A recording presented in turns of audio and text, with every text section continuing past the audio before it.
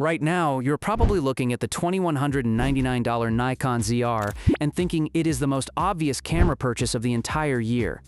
It gives you a full-frame sensor, internal 6K Red RAW, 4K at 120 frames per second, and 32-bit float audio. It honestly feels like a pricing mistake. But if you hit the buy button today, you might be making a massive error. Because in just a few weeks, everything we know about the budget cinema camera market is going to completely change. Sony is reportedly preparing to drop a massive counterpunch. The rumored FX5 is expected to be announced on July 22nd, and it threatens to expose every single compromise hidden inside the Nikon ZR. Now, Sony has not officially confirmed this camera or the release date, but the leaks we are seeing are unusually detailed, and they point to a camera designed specifically to kill the hype around Nikon and Canon's affordable RAW hybrid cameras.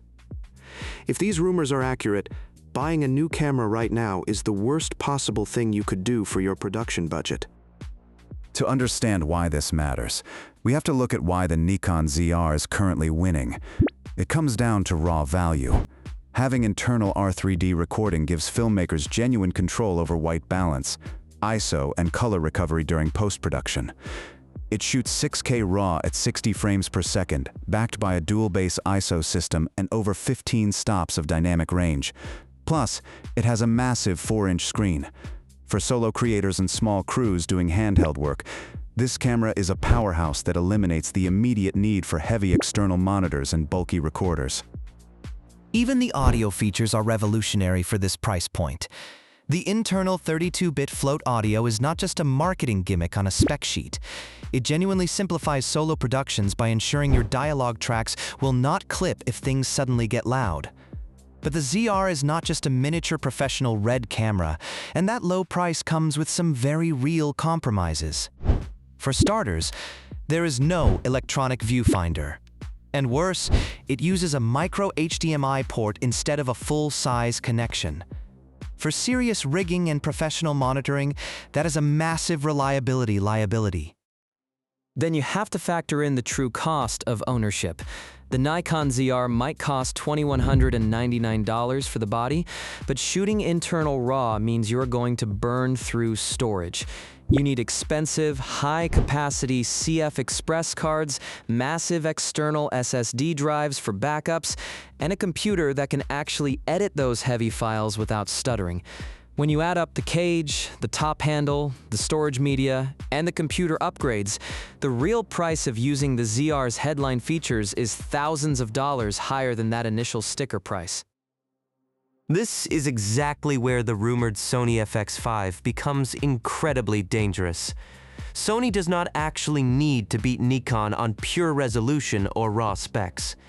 They just need to deliver a more dependable, purpose-built professional body. The leaks suggest the FX5 will feature a fully stacked sensor, 5K open-gate recording, internal X-OCN RAW, and AI autofocus. Combine that with efficient internal codecs and proper cinema camera connectivity, and suddenly the FX5 looks like the reliable workhorse that professionals actually want. It is about workflow efficiency rather than just chasing the highest possible resolution numbers. The most crucial rumored feature is the new triple base ISO system. This could completely change how we shoot in low light. Remember, the current Sony FX3 did not become an industry standard because it had the highest resolution. It became popular because filmmakers implicitly trusted it. They trusted it in terrible lighting conditions, on grueling 14-hour productions, and inside established, lightning-fast editing workflows. If the FX5 retains that bulletproof reliability while adding open-gate recording and an internal RAW codec, Nikon's spec sheet victory is going to look a lot less appealing to serious working professionals. However, playing the waiting game does come with its own set of risks. The FX5 could launch with a significantly higher price tag than the Nikon ZR.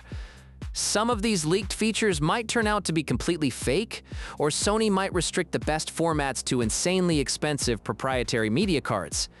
And even if Sony does announce the camera on July 22nd, Actual retail availability could be pushed back by weeks or even months due to supply chain issues. You could be left waiting all summer for a camera you cannot actually get your hands on.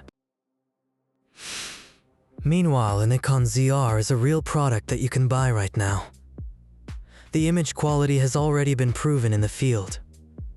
The Red workflow integration is available today, and Nikon has shown dedication by releasing firmware updates that actually improve the camera performance. If you are already invested in Nikon glass, or if you absolutely need internal RAW for a shoot happening next week, the ZR is undeniably a fantastic tool. You should not abandon a camera that perfectly solves your current production problems just because a competitor might announce something new and shiny next month. But if you're not in a rush, patience is your best strategy.